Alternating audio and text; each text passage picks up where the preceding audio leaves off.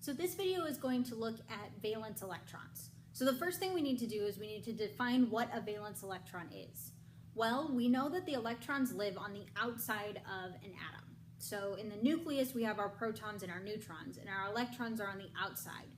And according to Bohr's model of the atom, those electrons live in energy levels. So the first one is the closest to the nucleus, the second one is on the outside of the first, and so on. It's like layers of an onion. So the valence electrons are specifically the electrons in the outermost energy level.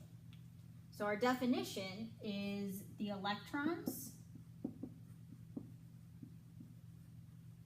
in the outer energy level. So they're the farthest ones away from the nucleus. So the inside electrons are not valence electrons. The valence electrons are the ones that are on the outside of the atom. An atom can have a maximum number of valence electrons, and that maximum number is 8. And we're going to come to learn that 8 is kind of a magic number when it comes to electrons, especially when it comes to bonding. So an atom can have 8 valence electrons. It can have up to 8. It can have anywhere from 0 to 8. There's a really easy way to figure out how many valence electrons an atom is going to have, and that's to use our periodic table. Okay, so I have my periodic table here. Our transition metals are in the middle, and we have our metals over here, and then our non-metals and our metalloids on this side. And the really easy way to determine how many valence electrons an atom is going to have is just to start on the far left and count across, and we're going to skip the transition metals. So our first column has 1, our second column has 2, we're going to skip the transition metals, go over here, this column will have 3, then 4, 5, 6, 7, and then our last column has 8. So how many valence electrons an atom has for a specific type of element depends where on the periodic table that element is. So any element in the first column is going to have 1 valence electron. Any element in the second column is going to have 2 valence electrons. We'll come back to the transition metals in a minute. Any electrons in, this is actually column 13 on your periodic table, it has 3. 14 has 4. Any element in column 15 has 5 valence electrons. Any element in column 16 has 6. Any element in 17 has 7, and then our last column has the maximum number of valence electrons. It has 8. So let's practice with just a couple down here at the bottom. So let's start with lithium. When we look on our periodic table, lithium is in our first column, so we would say that lithium has 1 valence electron. And then in the next example, we have nitrogen, and nitrogen is in our 5th column on our periodic table. So you're just looking at your periodic tables to figure this out, and nitrogen's on the 5th one, which means nitrogen has 5 valence electrons. The next one is sulfur. Sulfur is the second row down, but it's in column 16, so it's going to have 6 valence electrons. Chlorine is also in the second row down, but it is in column 17, so it's going to have 7 valence electrons. Now, let's talk about our transition metals. We skipped the transition metals when we were numbering our columns, and that's because all transition metals have 2 valence electrons. So since we skipped transition metals and then started with 3 over here, all of our transition metals, with some exceptions, we're not going to worry about the exceptions, we're going to assume that all of our transition metals have 2 valence electrons. So our last example is copper, and copper is in the middle of our transition metals. It's over here.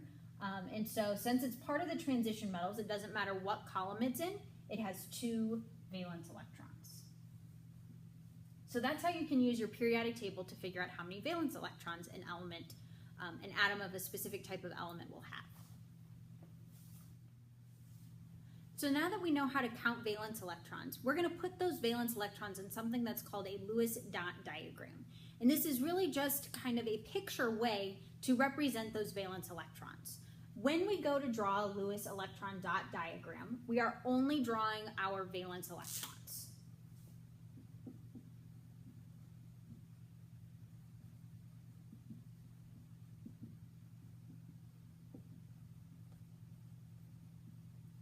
So even though an atom might have more than 8 electrons, we're only going to worry about the valence electrons.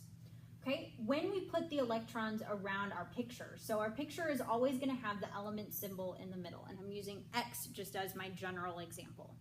So we're always going to put the element symbol in the middle, and then we are going to put dots in, which is why it's called an electron dot diagram, to represent each valence electron. So one valence electron is going to be a dot. And when we put the dots in, we're going to follow a specific pattern. So I'm going to start at the top, and that's where my first dot goes.